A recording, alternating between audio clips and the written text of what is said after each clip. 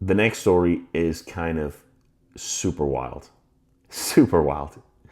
So, do you remember Al Gore in 2006?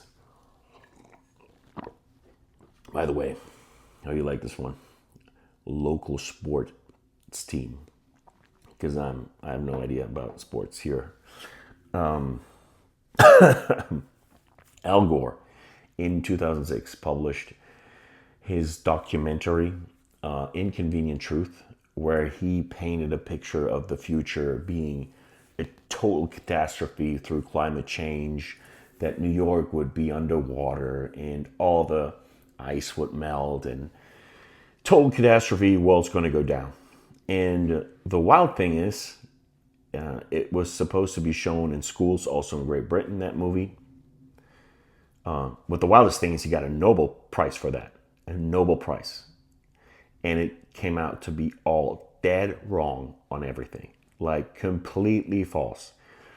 And you could argue, yeah, because we implemented so much great climate change policies and actions that we prevented it.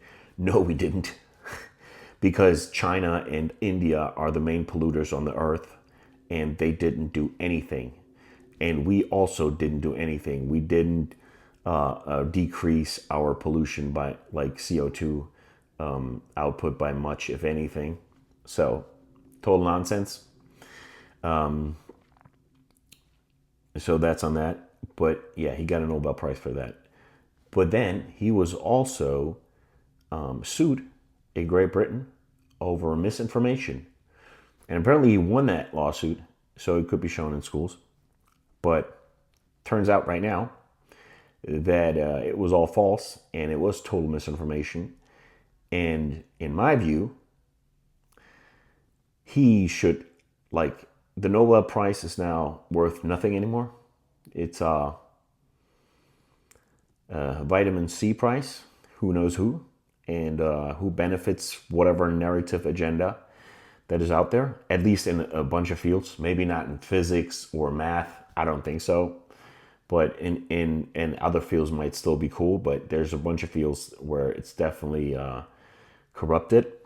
And so what should happen to Al Gore? I mean, the guy started the total panic and got a Nobel Prize for that. I think he should be stripped of the Nobel Prize at least. I don't know if you can't hold him accountable for research. You can claim what you want. I guess it's kind of freedom of speech. So that's fine because I don't want that to be suppressed. Because he could have been right back then. So if that would have been suppressed without exceptional proof against it, evidence against it, then yeah.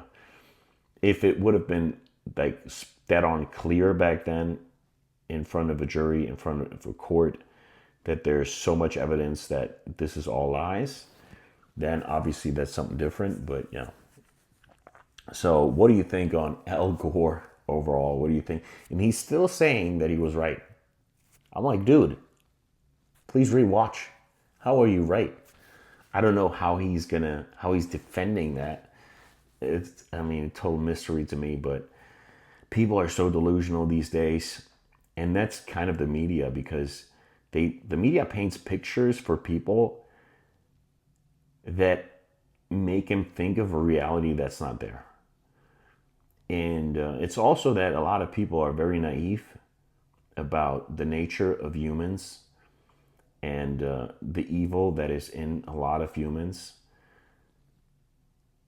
And so they always think, for example, that everyone's going to be is nice and great. And